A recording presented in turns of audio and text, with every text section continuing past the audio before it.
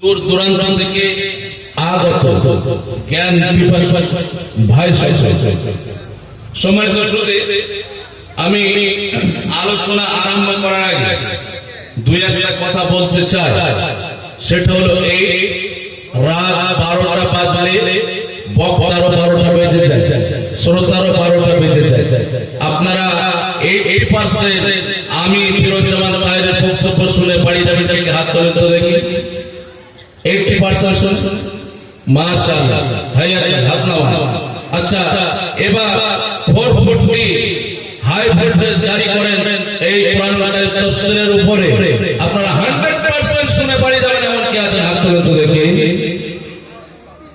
লিল্লাহি তাকবীর, মাশাআল্লাহ, আপনাদের ইমানের স্পিরিট আছে। তো যাই হোক, এই প্রোগ্রাম যেখানে হচ্ছে স্থান উত্তর চণ্ডীপুর ভুতনি মামলা ওয়াই মাদ্রাসা। সম্মানিত সুধী, এবার আমি আলোচনা আরম্ভ করব। তবে আলোচনা আরম্ভ করার আগে আমি আপনাদেরকে এই মেসেজ দিতে চাই। হলো এই, আপনারা অনেকেই হ্যান্ডবিল দেখেছেন, এই যে ইস্তেহার দেখেছেন, এতে নাম লেখা আছে মাওলানা ফিরোজ্জামান তাহেরি, বাড়ি কলকাতা। আমার বাড়ি হচ্ছে উত্তর 24 পরগনা, উত্তর 24 পরগনা জেলা, বারাসাত থানার অন্তর্গত তেঘরিয়া। এবার আপনার সাথে আমার কিছু কথা বাকি থেকে যায়।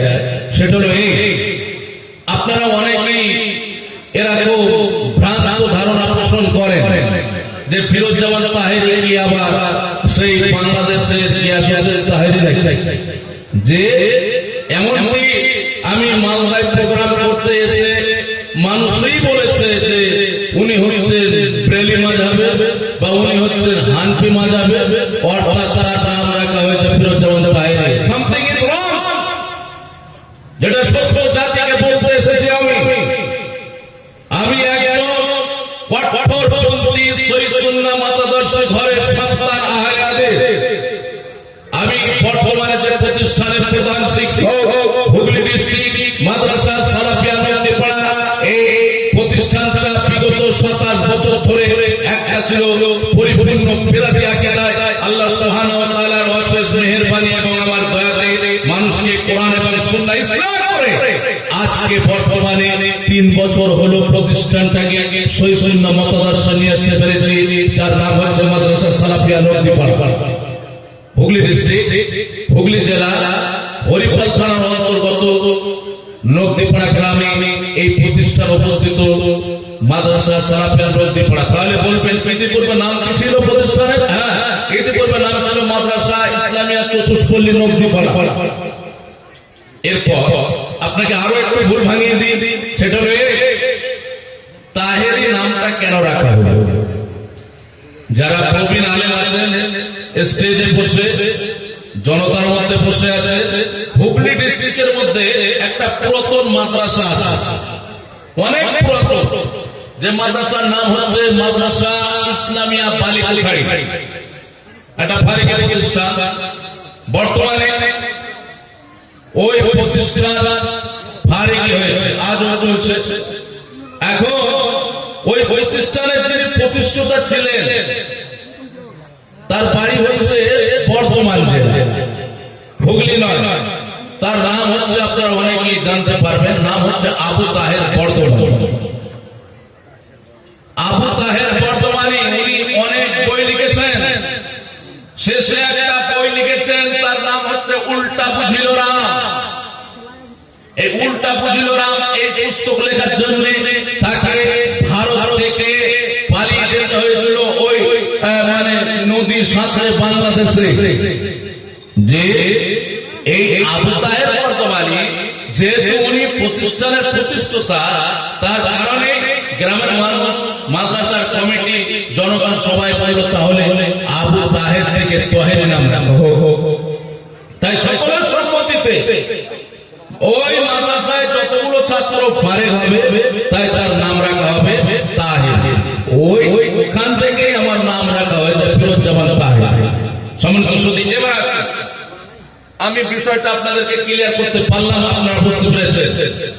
সোশ্যাল মিডিয়াতে যে সমস্ত ভাইরা এই ক্যামেরা করছেন, আজকে ইউটিউবে লাইভ দিচ্ছেন, আপনারা অন্তত এতটুকু বিষয় মানুষকে সজাগ করবেন।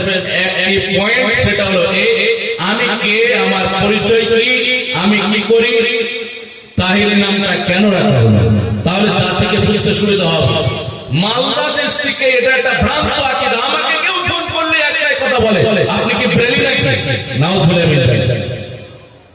আমার আলোচনার মধ্যে কোন ব্রেলি বন্ধ পান? কোরআন সুন্নাহ নিয়ে আলোচনা করেন। মানুষের মধ্যে একটা আপনার ভাইরাল ঢুকিয়ে দিয়েছে যে ফিরোজ্জামান তাহেরি উনি ব্রেলি। নাউজুবিল্লাহ মিন যালিক। এবার আসুন, আপনার সাথে আরো কিছু কথা বাকি থেকে যায়, সেটা হলো আমার সাথে কথা বলতে হবে। আপনারা রাজি আছেন সবাই? মাশাআল্লাহ, হায়াকাল্লাহ, জাযাকাল্লাহ, বারাকাল্লাহ। আচ্ছা বলেন, চিল্লে বলতে হবে, হায়াতের মালিক কে? মওতের মালিক কে? আসমানের মালিক কে? জমিনের মালিক কে? চুরি করার মালিক কে? দেখছেন, চুরি করার মালিক আল্লাহ হবে। তাহলে বললেন কেন? বিষয় হলো যে আমি সন্ধ্যা থেকে আলোচনা শুনছিলাম, প্রত্যেক বক্তা আলহামদুলিল্লাহ আপনারা এখনো শুনছেন ফিরোজ্জামান তাহেরের বক্তব্য। আমি দেখতে চাইছি আপনাদের মনটা কোথায় আছে। বাড়িতে কি ওই আপনার আব্দুর রাজ্জাকের মায়ের দিকে মন পড়ে আছে? রাত অর্ধেক হয়ে গেল, 12:30 12:30 পার হয়ে গেছে না? আপনার কি এমন চিন্তা ভাবনা আছে নাকি যে সকালে আমি মালদায় গিয়ে ইন্টারসিটি এক্সপ্রেস ধরবো 6:30টায়? এমনটি মনোভাব আছে? যে যদি এমনটি মনোভাব থাকে তাহলে আলোচনা শুনে কোনো কাজ হবে না।